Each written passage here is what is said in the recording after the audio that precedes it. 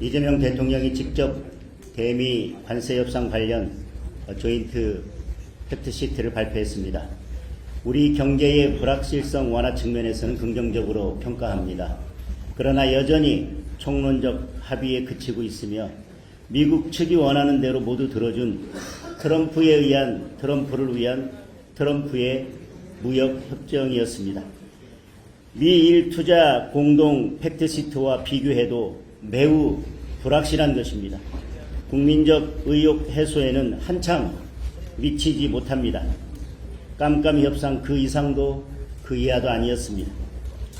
이재명 정부와 민주당이 왜 그토록 국회 비준을 꺼려 했는지 그 이유가 고스란히 담긴 발표였습니다. 심지어 대장동 의혹을 덮기 위해 급박하게 준비했다는 느낌마저 드는 알맹이 없는 발표에 불과했습니다. 팩트시트가 아니라 백지 시트였습니다. 이재명 대통령 협상 과정에서 내부에서 빨리 하라는 압박이 힘들었다. 발목을 잡아서 버티기 어려웠다고 말했습니다.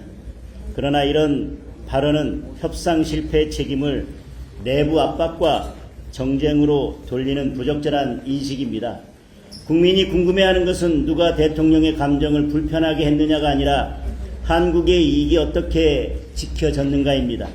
하지만 팩트시트 어디에도 그 답은 없습니다. 먼저 3,500억 달러 대미 투자 구조에 대한 설명이 없습니다. 한국의 외환 위기가 시작됐다는 공식적인 선언과도 같지만 3,500억 달러 중 2,000억 달러를 현금으로 부담해야 된다는 점, 연 200억 달러씩 어떻게 조달할 것인지, 외환 보유 훼손을 어떻게 막을 것인지, 투자 손실 발생 시 어떤 안전장치가 있는지에 대한 설명은 단 한마디도 없습니다. 핵잠 도입은 미국이 핵잠 건조를 승인했다는 말 외에는 구체적인 내용이 없습니다. 정부가 국내 건조를 요구해 관철시킨 것처럼 설명하고 있지만 국내 건조 장소 합의는 팩트시트에 담기지 않았습니다.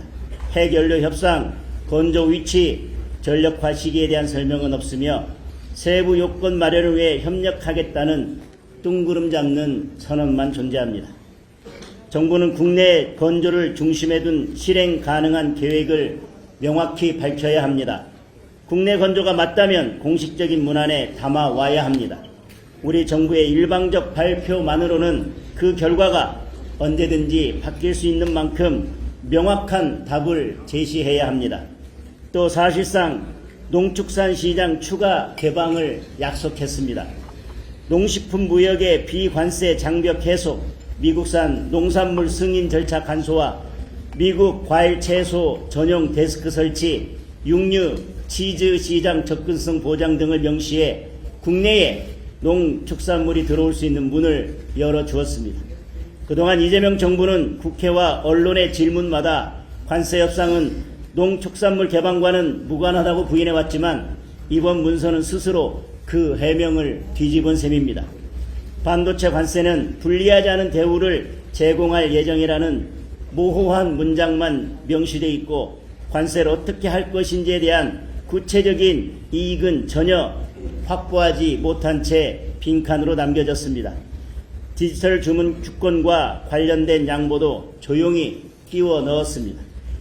디지털 서비스 데이터 이전 관련 법 정책에서 미국 기업 차별 금지를 명시하고 WTO 전자상거래 관세 면제 영구화를 지지한 것은 망 사용료 부과, 구글 고정밀 지도 반출, 플랫폼 규제 등 한국의 디지털 정책과 정면으로 충돌할 수 있는 내용입니다. 국가 안보와 데이터 주권을 고스란히 내어주어야 할 신사가 된 것입니다. 그럼에도 정부는 어떤 제도 변화가 예상되는지, 국내 기업과 이용자에게 어떤 영향이 생길지 단 한 번도 설명하지 않았습니다.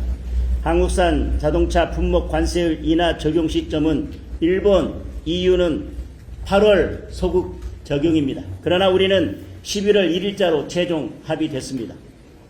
8월 소급 적용을 관철시키지 못한 결과 우리 기업들은 8천억 원에 가까운 손해를 보게 됐습니다. 대한민국 전체 자동차 업계가 손해본 8천억 원이라는 돈은 받아오지 못했으면서 대장동 일당에게는 8천억 원을 쥐어줬다는 사실에 국민들은 허탈할 뿐입니다.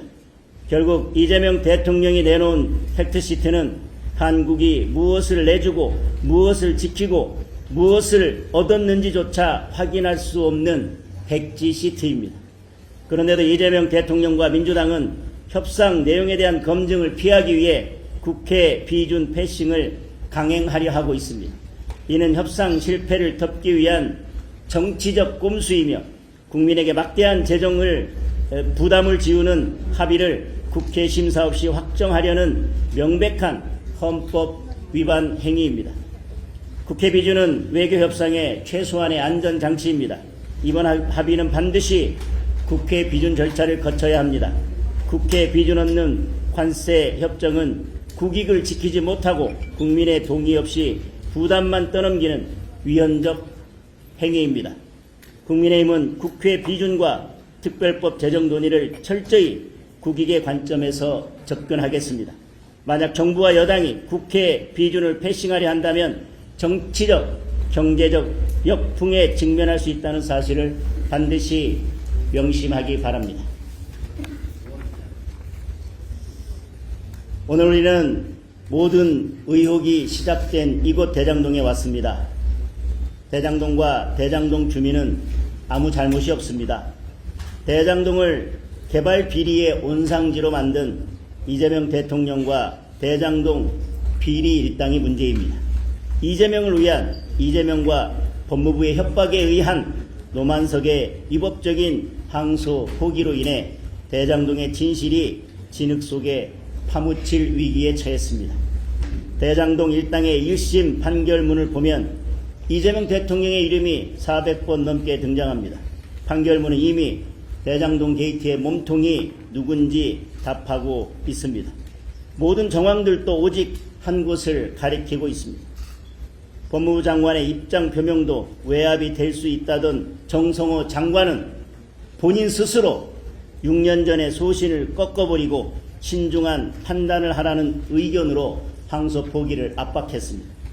취임사에서 검찰의 공정, 형평, 절제를 운운하던 이진수 차관은 스스로 그 가치를 짓밟고 검찰의 항소 포기 선택지만 제시했습니다.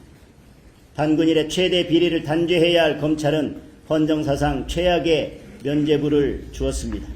그 배후에는 대통령의 뜻이 있었습니다.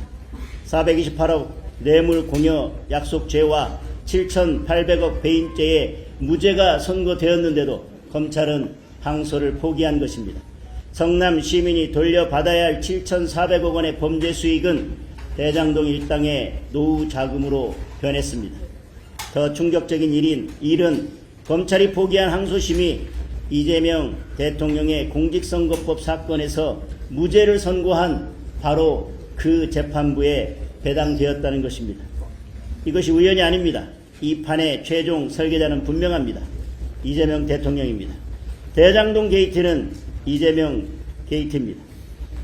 이재명 성남시장이 설계하고 이재명 대통령이 지휘하고 이재명 정권이 외압을 행사해서 대장동 사건을 땅속 깊이 파묻어 버리려고 한 명실상부한 이재명 방탄 게이트인 것입니다.